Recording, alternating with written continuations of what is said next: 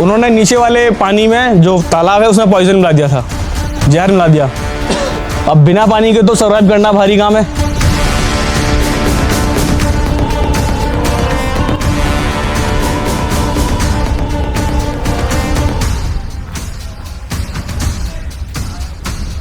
जो वीरफल थे उन्होंने बोला कि ये जो युद्ध है मैं हारा नहीं हूँ, मेरे पास लड़ने के साधन नहीं है, मेरे पास राशन पानी नहीं है, इसलिए मैं लड़ नहीं सकता, लेकिन मैं युद्ध हारा नहीं हूँ।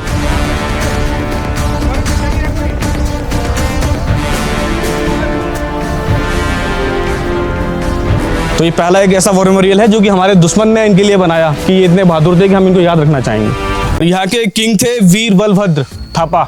तो 1814 से पहले ब्रिटिशर्स हर जगह कब्जा कर रहे थे और उसमें से एक ये जगह भी थी खलंगा, जिसको किसी ने कभी जीत नहीं पाया।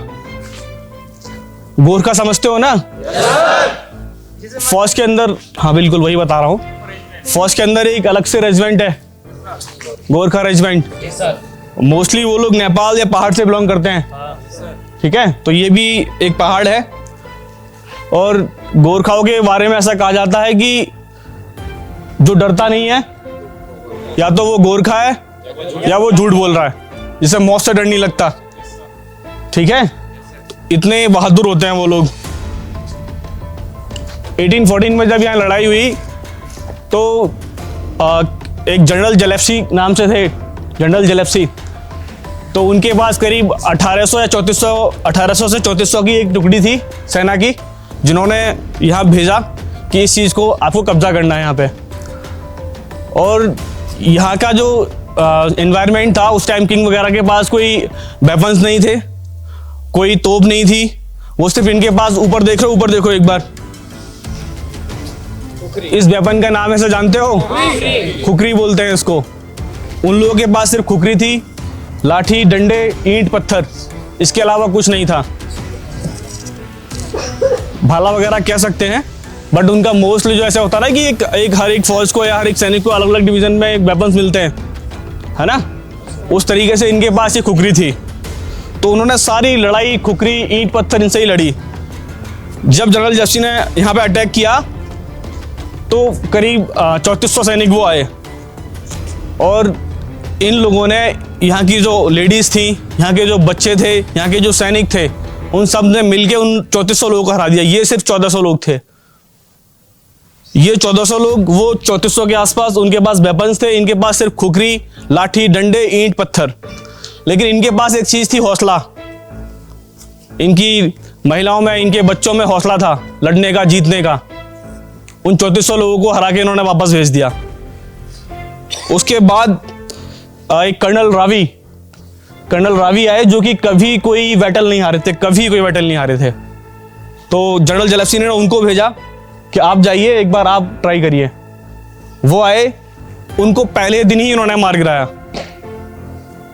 पहले दिन ही। सोच सकते हो कि जो व्यक्ति कभी कोई बैटल नहीं हारा, वो व्यक्ति यहाँ आके पहली बार में हार गया। कितने बहादुर होंगे ये लोग।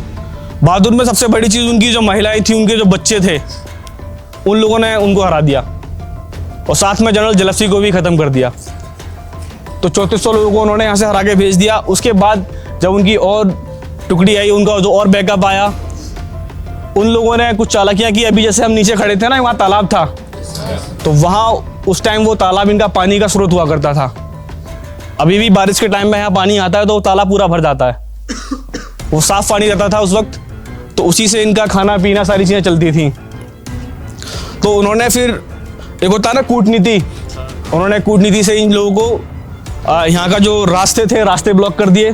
जो यहाँ का राशन था, जो पानी था, वो बंद कर दिया। बिना राशन पानी के कोई कब तक युद्ध लड़ेगा? सर्वाइव करना भारी हो जाता है, वो तो एक युद्ध की बात है ना। उन्होंने नीचे वाले पानी में जो तालाब है उसमें पॉइजन मिला दिया था, जहर मिला दिया। अब बिना पानी के तो सर्वाइव करना भारी काम है।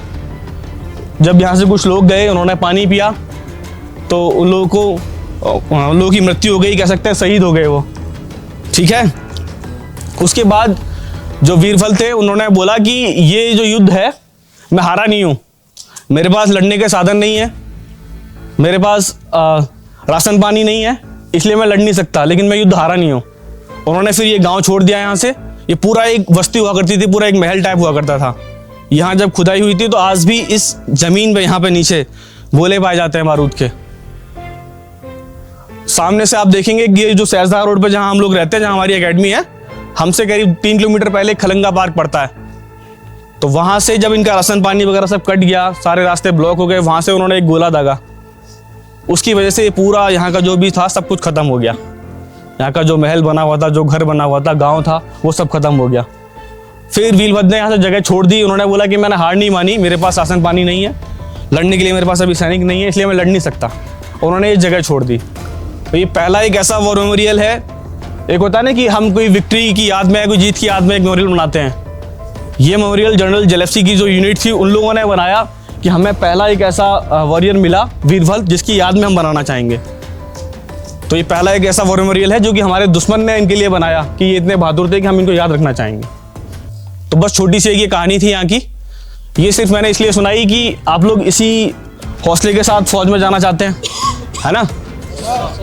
इसमें से मैं कुछ बच्चों को देखता हूँ कि कुछ बच्चे तो बहुत अच्छे हैं जो डिसिप्लिन में रहते हैं। हो सकता है भाई शरारतें सबके अंदर होती हैं, उन सबको मारना है, ख़त्म करना है। एक अच्छा ही अपने अंदर लेके आओ। प्रॉब्लम्स हर जगह होती हैं, है ना। अगर आप सॉल्यूशन करेंगे तो एक अच्छे व्यक्ति बनेंगे, नहीं तो सारी ज़िंदगी आप प्रॉब्लम्स को गिनते रहेंगे। ठीक है। तो इस चीज़ को मैं यहाँ इसलिए लेके आया हूँ कि आप अपने आप को, जो आपके अंदर देश के लिए प्रेम भाव है, ठीक है, वो आपके अंदर बरकरार रहे, इसको रिलेट कर सकें आप कि साहस क्या चीज़ होती है। ज़रूरी नहीं है कि लड़ाइयाँ वेपन्स और लोगों के नंबर ऑफ टुकड़ी या नंबर ऑफ सैनिक से लड़ी जाए।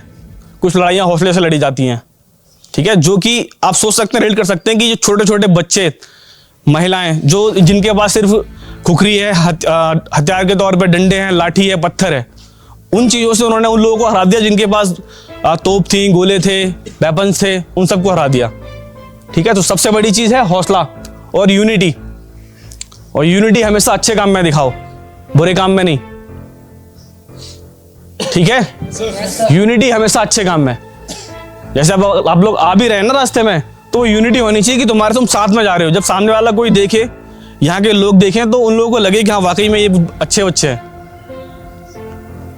अगर तुम अभी जीडी के लिए जा रहे हो ना, जीडी का मतलब है कि जब तक आप सुनेंगे नहीं तो आप क्या वहां पे अपनी बात रखेंगे। पहले सुनना पड़ेगा ना, तभी तो अपनी बात रखेंगे। आप सुनते ही नहीं हो यहाँ किसी को। पांडे सर बोल रहे हैं, 2 पीछे से आवाज निकाल रहे होंगे, कुछ आगे से बोल रहे होंगे। जब तक आप अपनी बात नहीं सुनेंगे ना, तब तक आप अपना जवाब दे ही नहीं पाएंगे। आपको पता ही नहीं सामने वाले ने पूछा क्या है या क्या कमांड किया है सामने वाले ने। तो बस मेरी साइड से एक छोटी सी स्टोरी थी और ये एंड करता हूँ अपनी स्टोरी का मैं। Thank you.